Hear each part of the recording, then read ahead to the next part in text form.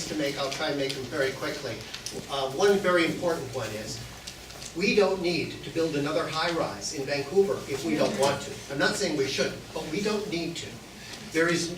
With the existing zoning capacity and the community visions, which were approved by the communities, and modest low and mid-rise extensions on some of our arterials, we can provide for any reasonable increase in population projection for the next 40 to 50 years.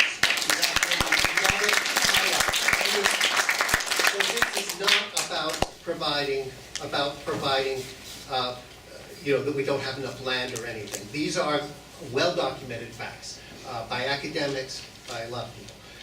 Second of all, very few of you probably know that through one of these very quick surprise moves, Mount Pleasant, back in July, lost half of their view corridor. That wonderful view corridor at 6th, well, and Main Street, that panorama view, well, here's what happened. They approved some buildings in the remainder, or some heights for the remainder of Southeast Falls Creek, where the park's not built on now.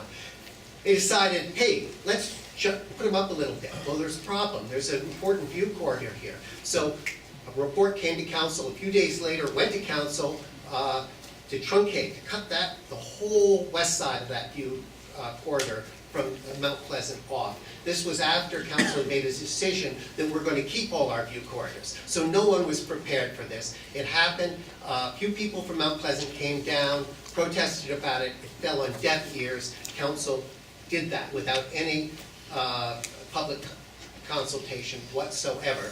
Those buildings haven't been built. That policy can be reversed if people think that view corridor is worth keeping. Now, the main point I want to make, however, is in regard to the financial implications of all this upzoning in the heritage areas and the downtown. There are significant implications for the public purse, for taxpayers, that could come from this. For example, the heritage density zoning. One of these buildings, the tallest site on Georgia and Burrard, actually has a building that's not, the Burrard building, 19 stories high on that side. This is the one that could be 700, 800 feet high, who knows.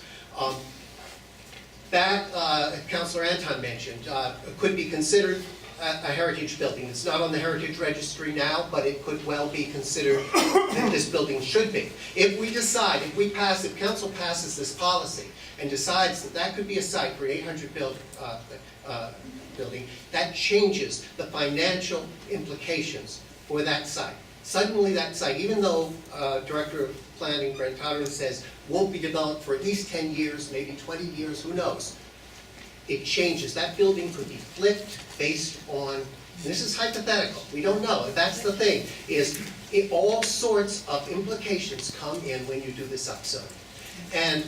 Or maybe if we want to save that building, or a building in the downtown east side, or in the heritage districts that's been upzoned, you raise the upzoning, say the pattern height to 10 stories, you designate heights for 15 stories there, it raises the ante.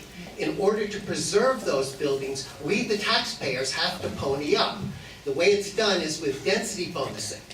And what that means is that the owner of that property gets a certain amount of density based on what they could conceivably build there. And that could be an 80-story building instead of a 19-story building. The result is that that density cannot go to community amenity contributions. It cannot go to housing agreements that apply affordability. This heritage thing is becoming a mill, a money mill. And it's a very serious problem that very few people know about. And this is only going to make it a lot worse, in my opinion.